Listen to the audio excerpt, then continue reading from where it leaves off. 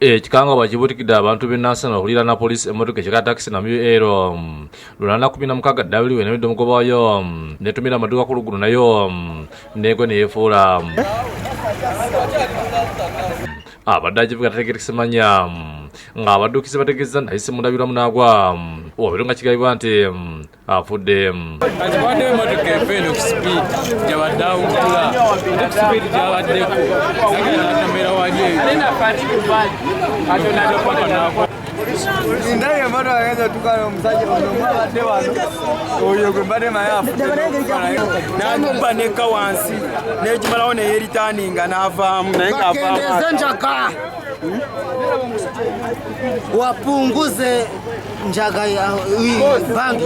Polisi okuva enansi nesikabanga lyayo nejjawo dereva nemutwala mu ddwaliro Mulago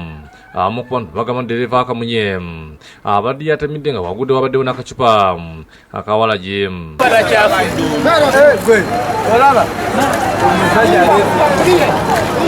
abantu bavumidde ekyokuvuga emmotoka nga batamidde banywa shisha njaka sijui Joseph Setimba